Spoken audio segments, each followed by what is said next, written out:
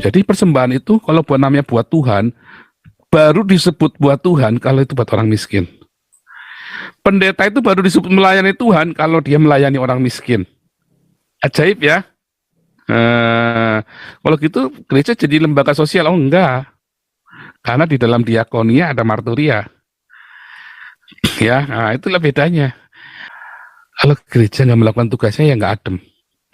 Karena apa? Bayangin orang-orang Islam itu pada di penjara, itu dibilang kriminalisasi ulama dengan dogma yang edan sinting begitu, apa nggak merontak itu rakyat?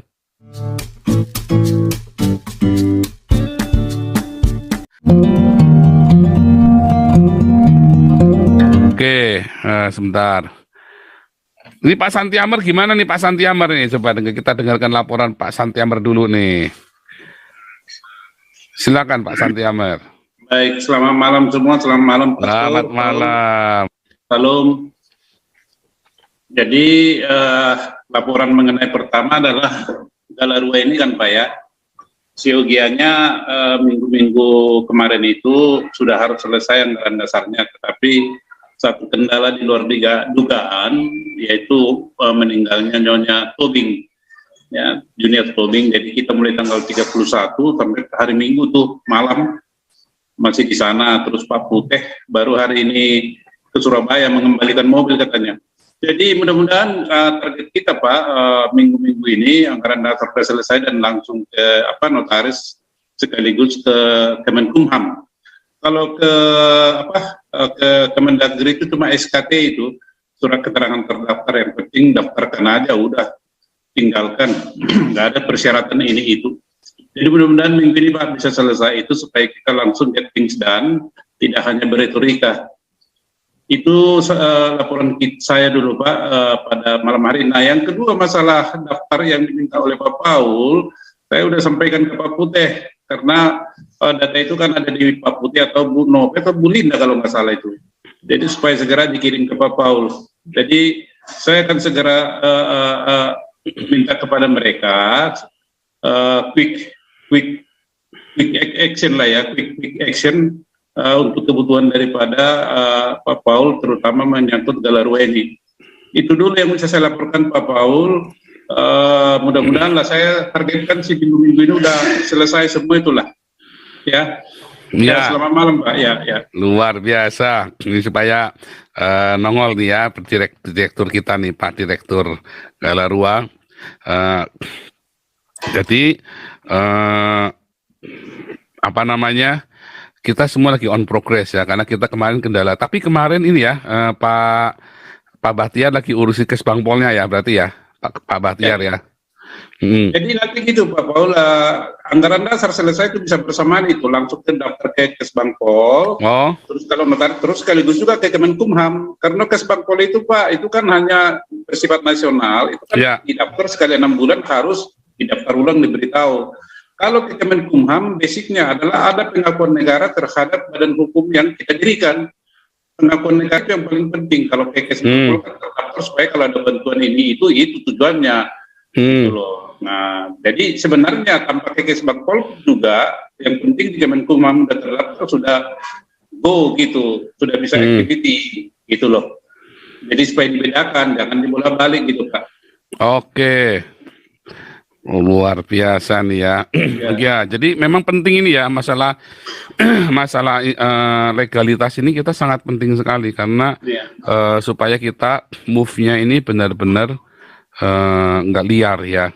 Iya. Gitu ya saudara. Makanya kita kemarin kelihatan agak lambat. Satu, karena memang ini adalah aktivitas yang beresiko hukum. Ya, kita tidak mau melanggar hukum, makanya kita nggak mau melanggar hukum supaya jangan dicari-cari. Jadi memang kelihatannya agak lamban, tapi supaya Anda semua yang jadi member pun safety, ya, kita tujuannya itu. Ya makanya kita kemarin pelan-pelan, hati-hati, kita benar-benar nanya-nanya, dan kebetulan beberapa aktivis kita juga lawyer, ya, dan itu atas nasihat dari lawyer-lawyer ini untuk kita benar-benar berhati-hati, ya. Jadi sabar teman-teman yang sedang menantikan gebrakannya Galarua, ya. Oke. Dan yang mau member tetap boleh ya, tetap member ya. Boleh, tetap siapa bisa saja daftar. boleh. Nanti ini nanti member itu akan mendapat barcode khusus atau link khusus supaya bisa masuk ke artikel dan update kasus-kasus yang ditangani Galarua ya, member-member ini. Oke, sebentar. Ya, terima kasih. Nah, ini sekarang Pak Nugroho kita nih. Pak Nugroho, silakan Pak Nugroho. Ya, terima kasih Pak Paul. Ya, tadi Pak Paul menyampaikan bahwa gereja seharusnya diaudit. Juga ada ramalan bahwa hamba Tuhan akan dipenjara. Satu sama berkomentar.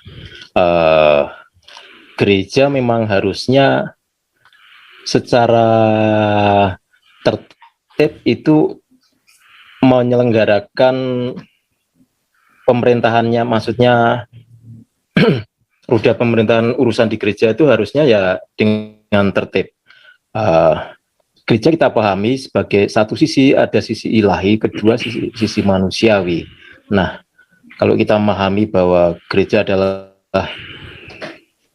kehidupan bersama religius yang berpusat pada Kristus, mestinya apa yang dilakukan oleh gereja itu juga harus mengikuti ketentuan yang diperintahkan Tuhan Yesus Kristus. Ya, ada pertanggungan jawab, ada apa yang dilakukan oleh gereja harusnya mengikuti perintah Tuhan Yesus.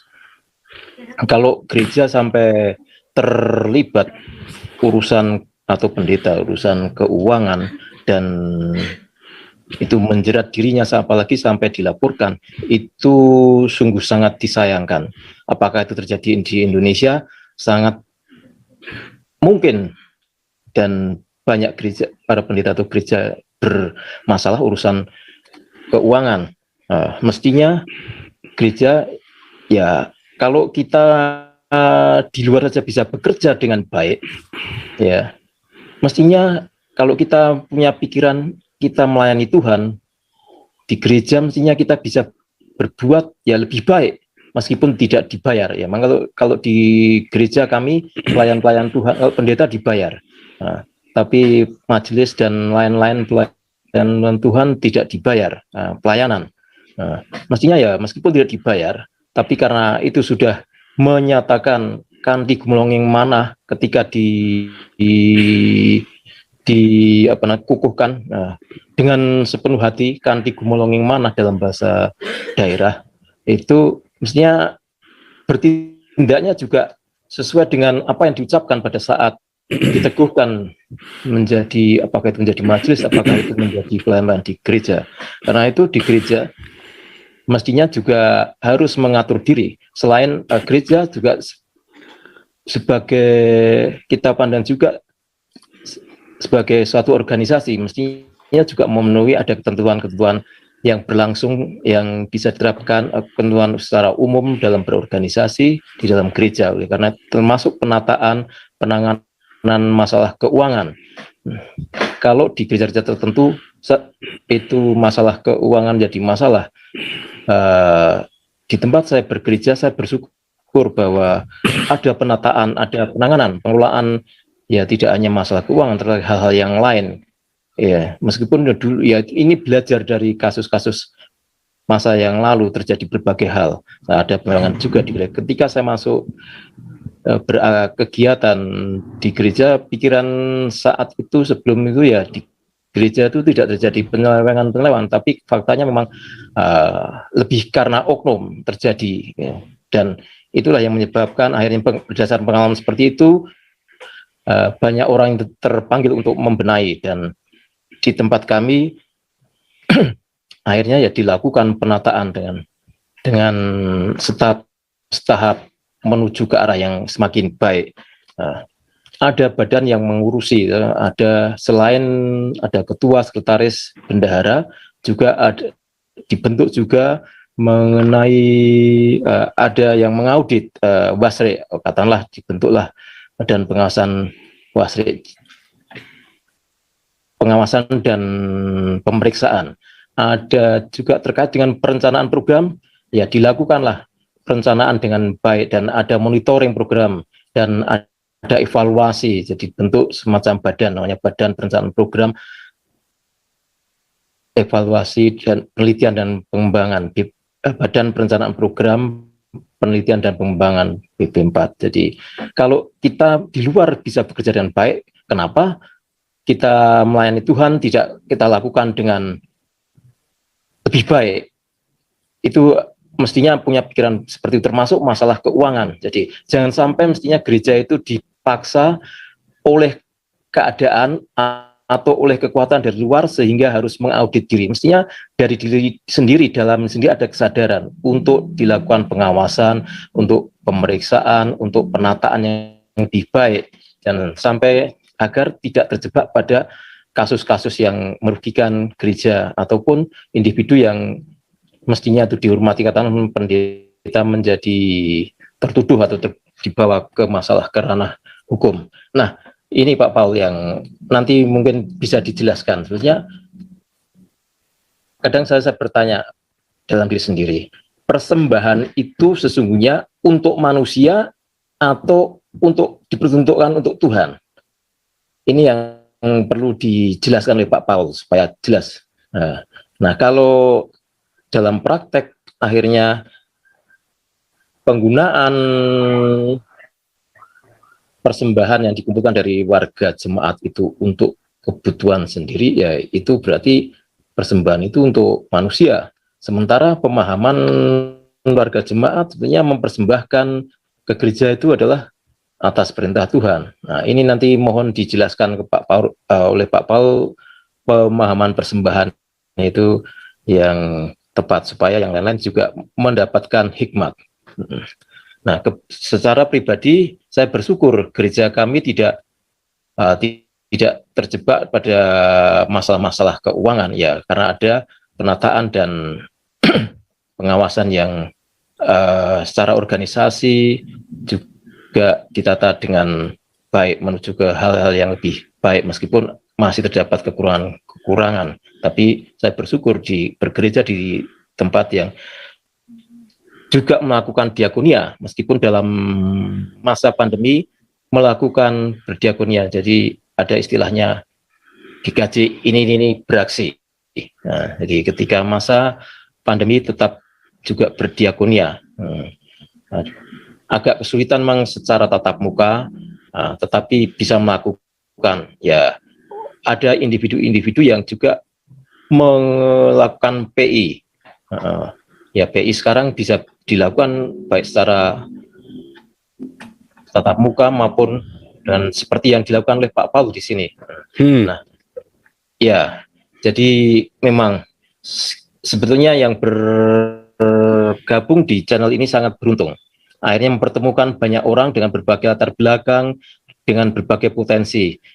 Secara individu masing-masing punya kegiatan macam-macam, tapi secara bersama-sama melakukan banyak hal, terutama melayani sesama dan banyak hal yang berguna untuk kemajuan Indonesia, perbaikan Indonesia, untuk menegakkan negara kesatuan Pancasila yang berdasarkan Pancasila dan tetap tegaknya negara kesatuan Pancasila, negara kesatuan Republik Indonesia yang berdasarkan Pancasila, dan selamatlah keberagaman di Indonesia. Nah, kita bersyukur bersama yang ada dan bergabung di sini dapat bersama-sama melakukan banyak hal, ya.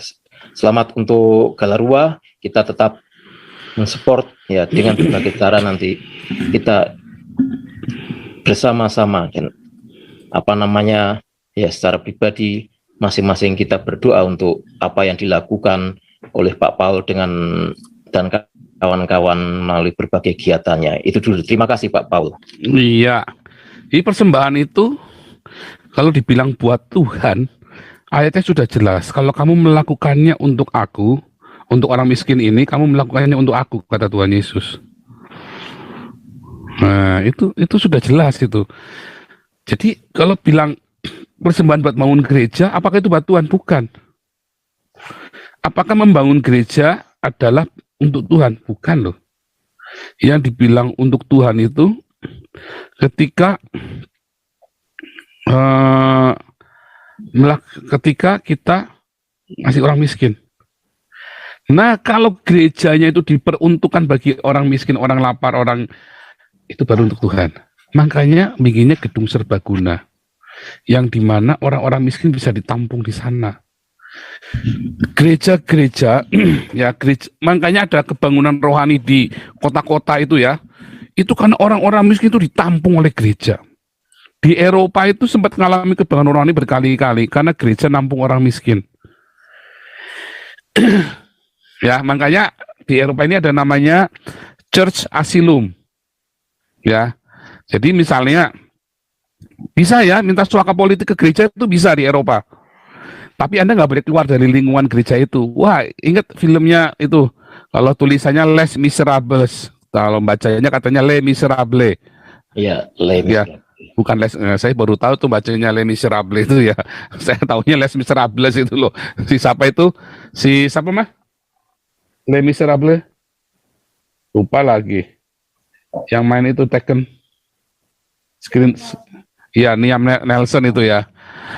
Nah, dia kan ceritanya kan kabur kan, dia kan penjahat kabur. Sembunyinya kan di dalam gereja. Polisi nggak bisa masuk, nggak bisa tangkap. Nah, di sini juga gitu ya. Karena ada beberapa orang-orang Iran yang minta suaka gereja. Minta suaka gereja dia. Nggak bisa tangkap polisi. Nah, terus apa namanya? Menjadi polemik. Karena dulu kan cuma 6 bulan, sekarang 18 bulan harus harus 18 bulan. Kalau dulu cuma 6 bulan, wah sekarang mabok 18 bulan nggak boleh keluar. Kalau gerejanya gede nggak apa-apa ya, gedung gerejanya areanya gede kayak gereja Katolik atau gereja-gereja tua itu areanya gede. Pokoknya dia tidak boleh keluar dari halaman gereja. Nah, salah satu teman saya orang Iran, gerejanya kecil, cuman gedung kayak ruko gitu, dia ada 3 ruko jadi satu atasnya, terus di atasnya buat bikin sekolah minggu, dia tinggal di salah satu kamar situ. Wah, dia cuma satu gedung muter-muter di situ, kasihan sekali. Jadi saya tengok di Heiligenstadt itu ya, waktu itu saya bawakan sama Pak Andrew Little itu yang dari Inggris itu ya, saya bawakan beras, saya bawakan ransum itu, bawakan dia makanan, kasihan ya, karena dia nggak bisa apa-apa, nggak berkutik dia di dalam. Nah itu kita kasih, makanya saya juga lagi berdoa supaya kami punya gedung. Bukan supaya kita mau bikin itu, tapi enggak, supaya kita bisa nampung orang. Karena banyak orang-orang yang imigran-imigran yang kasihan di sini. Ya, sampai mereka bikin tenda. Makanya kita lagi mau bikin, kalau kita bisa bikin gitu ya. Kita bisa bikin aja berapa ini ya, berapa pavilion gitu kan. Tapi semua nah itu wah kita pengen sekali bisa bikin begitu ya. Nah, di Indonesia juga sama.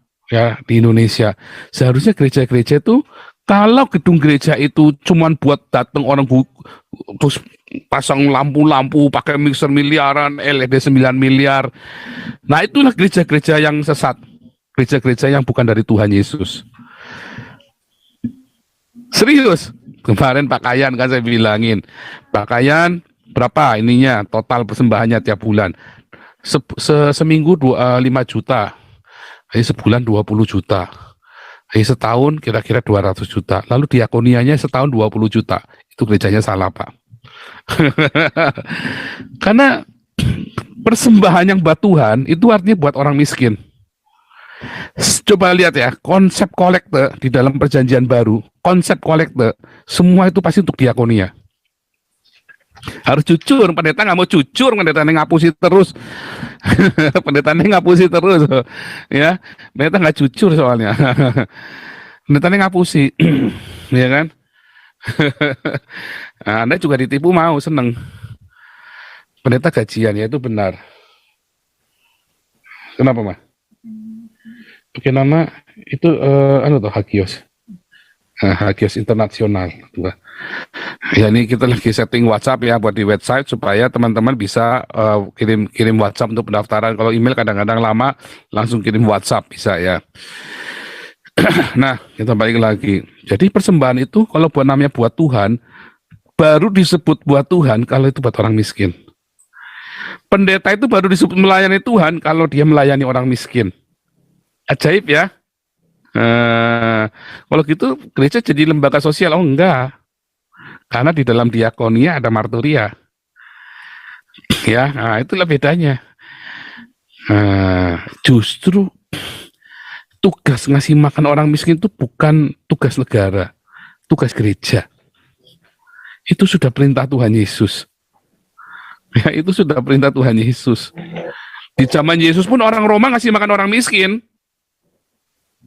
Negara pun ngasih, tetapi gereja lah yang berperan paling gila-gilaan. Wah, itu bikin heboh.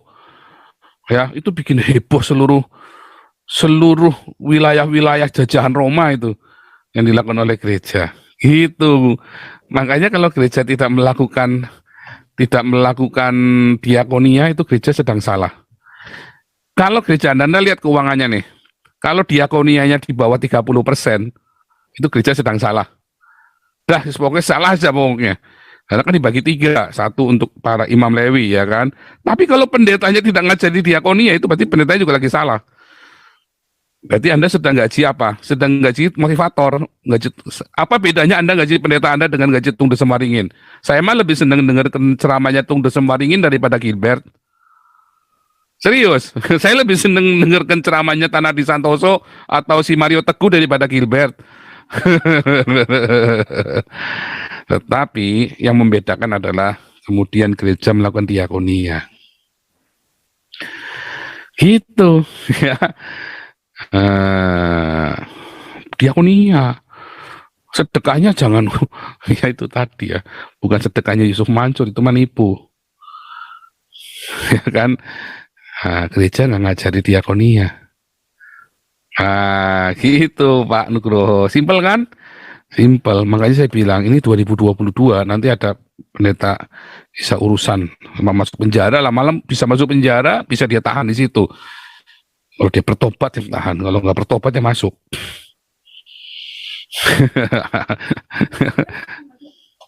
Ngeri ya.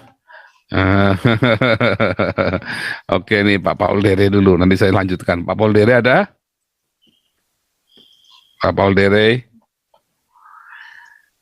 Mana nih Paul Dere nih? Tersign out, Pak. Oh, tersign out ya? Iya. Ada nih. Masih ada itu Pak Dere.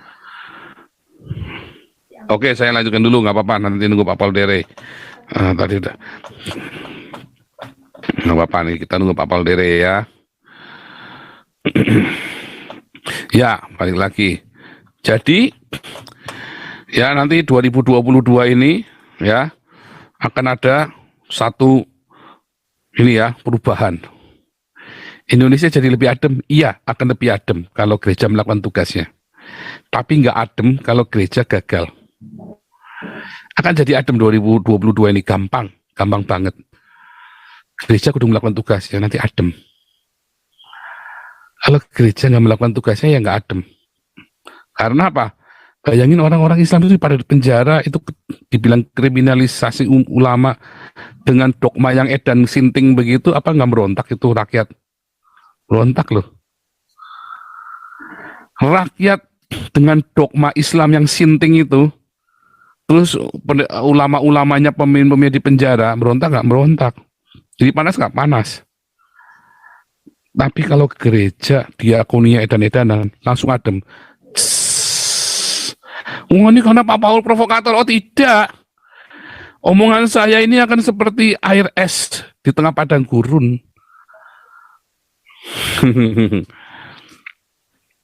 Adem, walaupun keras tajam, tapi adem. Lihat ya, nanti Jokowi sama Maruf Amin bisa berantem itu. Tidak ada persahabatan abadi, semuanya kepentingan. Kalau semuanya kalau begitu, dia kehilangan kakinya ya keter dia. Pastor, sorry. Ya, Pak Paul Dere.